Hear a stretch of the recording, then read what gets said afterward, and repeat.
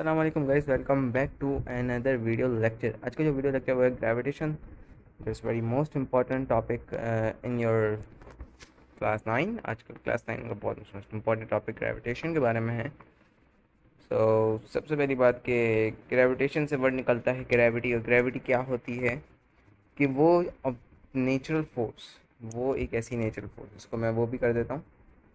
ये आपके पास लिखी हुई है तो सामने आप देख सकते हैं। The nature for which pulls every object in the universe towards each other, अपने पास जो ऑब्जेक्ट को खींचती है वो ग्रेविटी होती है। और gravity force x all object which have mass, the force depends on the masses of the object. Moon वगैरह पर आप ग्रेविटी इस मकसद के होती हैं, बट बहुत कम होती है। और स्पेस में कहते हैं कि ग्रेविटी नहीं होती, तो नहीं होती वैसे वहाँ पे तो ग्रेविटी। आप बंदा इधर से उधर उड़ रहा होता है बस, तो कैसे उड़ा होता है? Because of no gravity, gravity नहीं होती है।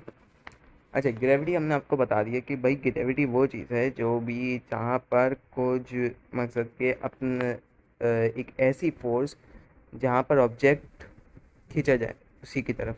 हमारे इर्द गिर्द जितनी भी चीज़ें हैं, अभी मैं जहाँ बैठा हूँ तो वहाँ पे सोफ़े रखे हुए हैं, यहाँ सिटिंग एरिया बना हुआ है। तो सोफ़े में मकसद के एक जगह पर टिके हुए। क्यों टिके हुए? Because of gravity. And what's the gravity of the earth? Earth की ग्रेविटी क्या है? अर्थ की ग्रेविटी एक्चुअली में 9.8 मीटर पर सेकंड स्क्वायर है। मीटर पर सेकंड स्क्वायर हम इसे क्यों कहते हैं? यहाँ पर मीटर पर second square is the acceleration due to gravity होती है। एक ग्रेविटी होती है, एक ग्रेविटेशनल कांस्टेंट, और एक होती है ग्रेविटी। दोनों में क्या फ़र्क है आइए जानते हैं। इससे पहले यहाँ पर एक छोटा सा, एक बड़ी फेमस स्टोरी है न्यूटन की। इनके ऊपर, सर के ऊपर अपनी अम्मी की गार्डन में आइए बैठे हुए थे, और जहाँ पर बड़े मज़े से बैठ के कुछ ना कुछ काम कर रहे थे अपना। तो ऊपर से उनके सर पे एक सेब गिर गया। उसके ऊपर इन्होंने थ्योरीज दे दी कि ये सेब गिरा कैसे, क्या हुआ, कैसे नहीं गिरा, किस वजह से गिरा, ग्रेविटी क्या है ये। फिर यहाँ से ग्रेविटी का कॉन्सेप्ट शुरू हुआ। एक्चुअली में ये स्टोरी रियल नहीं है, ये सिर्फ एक बनाई हुई स्टोरी है। और आइजैक न्यूटन कौन था, इनका नाम हम पहले पढ़ लेते हैं। Was one of the greatest scientist of the world. He made fundamental contribution not only to several branches of physics like optics and mechanics, but also to astronomy and mathematics. He formulated the laws of motion and laws of universal gravitation के laws उन्होंने बोले थे। अब देखो, Newton law of gravitation क्या है? Everybody, देखो physics को आपको पढ़ना है ना तो फन से पढ़ो, बहुत मजा आता है, ठीक है। Everybody in this universe attracts every other body with a force which is directly proportional to product of their masses and inversely proportional to square of the distance. जितने भी लोग इस यूनिवर्स में हैं, जितनी भी चीज़ें हैं, जितनी भी चीज़ें अट्रैक्ट हो रही हैं एक फोर्स से जो कि डायरेक्टली प्रोपोर्शनल किसके हैं? प्रोडक्ट ऑफ मास के। इनवर्सली प्रोपोर्शनल किसके हैं? स्क्वायर ऑफ डिस्टेंस के सेंटर्स के दरमियान में। देखें, यहाँ पे एक सवाल पैदा होता है। एक सवाल यहाँ पे ये बताएं कि अगर ऑब्जेक्ट बीच में है, सपोज मैं यहाँ पे ये ऑब्जेक्ट्स बना देता हूँ, दोनों अट्रैक्ट क्यों नहीं कर रहे? क्यों नहीं अट्रैक्शन हो रही?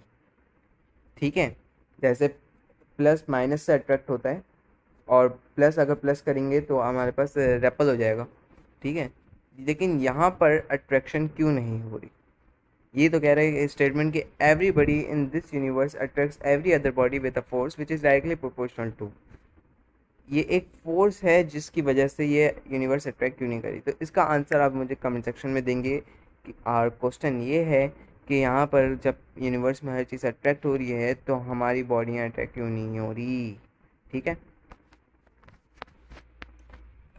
इसके अंदर ऐसी क्या वजह है? To understand this law let us consider two bodies of masses m1 m2. The distance between their centres are according to statement force of attraction between two bodies is directly proportional to product of masses.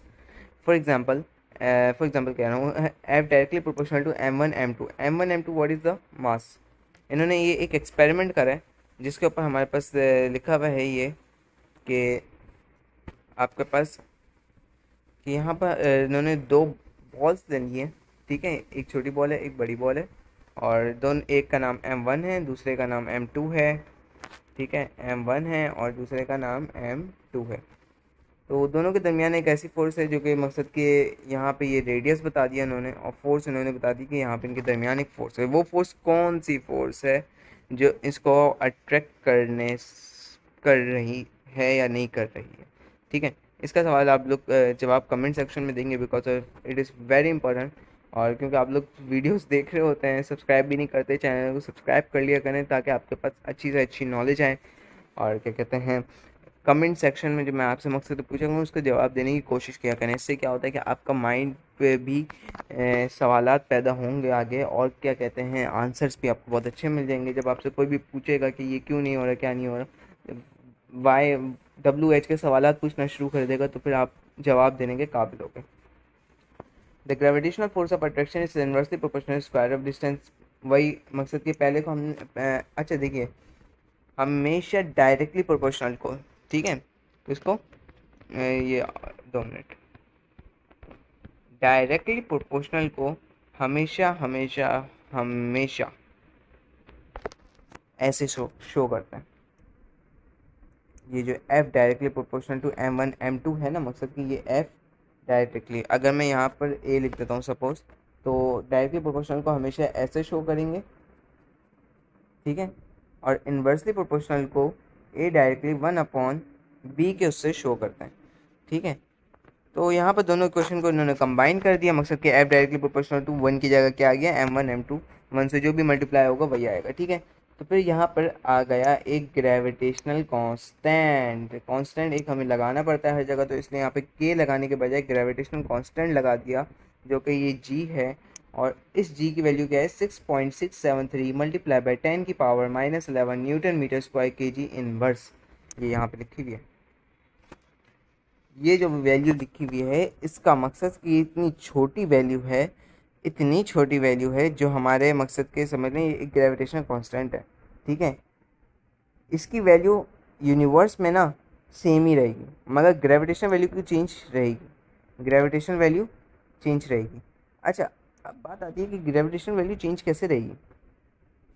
आप moon पे चले जाओ, वहाँ की 1.6 है, आप अर्थ की 9.8 है, 9.8 1.6 सबसे कम, 1.6 कम आई हुई है, ठीक है। अब देखो इन्होंने लगाया हुआ newton metre square Kg inverse, newton metre square, newton metre square मकसद के न्यूटन का एक तो ये लॉ था पूरा, और Kg इसका मास, ठीक है, Kg से मास बात आती है। अब देखो यहाँ पे एक पड़ी हुई है demonstration of Newton law, the pull of gravity changes the path of the moon around the earth, orbit of the moon. देखिए ये एक हमारा अर्थ है, और ये वाली चीज़, और pull the gravity that changes in the path, ये हमारा एक मून है जो कि रिवॉल्व हो रहा है, ऑर्बिट अराउंड द अर्थ, ठीक है। अब मुझे ये बताइए कि यहाँ पर किस वजह से मून इधर आके क्यों नहीं गिर रहा, मून क्यों नहीं गिर रहा, यहाँ पर क्या वजह है कि मून गिर ही नहीं रहा। मून सिर्फ, मैं इसका आप लोग कमेंट सेक्शन में भी जवाब दीजिएगा अगर मेरा आंसर गलत हो। मून इस वजह से नहीं गिर रहा कि वो एक अपने ऑर्बिट में है, और ऑर्बिट से चीज़ नहीं निकल रही, ऑर्बिट में है तो ऑर्बिट में है, ठीक है। अब देखें यहाँ पर क्या लिखा हुआ है, it's universal gravitational constant, it is acceleration due to gravity which remains the gravitational force acting per unit mass, it's same value everywhere in this universe and is different value at different places, it is value 6.673 सबसे कॉम most छोटी value, it is earth surface 10 भी होती है अर्थ की और 9.8 भी होती है। अब देखिए 6.673 मल्टीप्लाई 10 की पावर -11 में है ये वैल्यू, बहुत छोटी वैल्यू है, ठीक है। ये जितना भी आपके ऊपर मकसद कि टीचर को आपको ये बताना चाहिए, स्कूल वाले अगर टीचर को आपको बताते हैं तो बहुत अच्छी बात है कि उन्हें डीप नॉलेज है इस चीज़ के बारे में। तो यहाँ पर एक ऐसी फोर्स है जिसकी वजह से ये नहीं आ रहा, एक ऑर्बिट, और दूसरा है कि एक ग्रेविटेशन कॉन्स्टेंट, मकसद कि ये एक यूनिवर्सल ग्रेविटेशन कॉन्स्टेंट है ना, तो मकसद कि यहाँ पर ऑर्बिट की वजह से ये इधर नहीं आ पा रहा, ठीक है।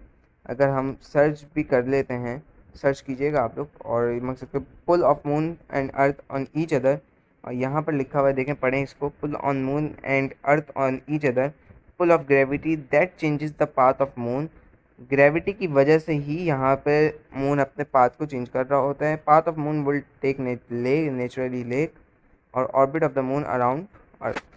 मकसद कि ये अगर हम दुनिया में बैठ के देखेंगे ना मून को, तो ये नेचुरली किसकी तरफ होता है, लेक की तरफ, ज़्यादातर नेचुरली देखा जाए, अगर देखा जाए, ठीक है।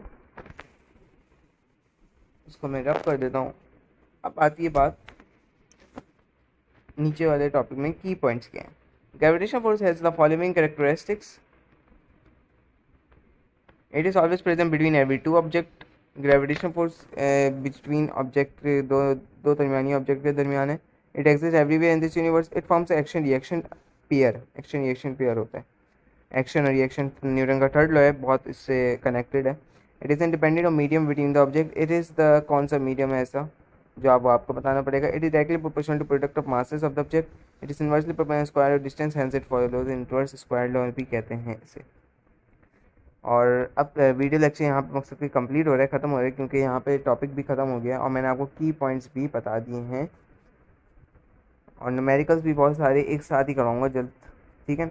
अच्छा जी, Newton law of universal gravitation के दरमियान ये जो इन्होंने एक्सपेरिमेंट किया है, इसका आंसर आप मुझे देंगे कमेंट सेक्शन में कि क्या फोर्स, कौन सी फोर्स है जिसकी वजह से अट्रैक्ट ही नहीं हो रहा, क्या ऐसी चीज़ है जिसकी वजह से अट्रैक्ट नहीं हो रहा, इनके दरमियान ऐसी कौन सी फोर्स, अगर हम इसको अट्रैक्ट करवाएंगे तब होगा ना अट्रैक्ट, वैसे क्यों नहीं हो रहा। तो इसका जवाब आप लोग देंगे मुझे कमेंट सेक्शन में। तब तक के लिए अल्लाह हाफिज़। Subscribe my channel, follow your dreams.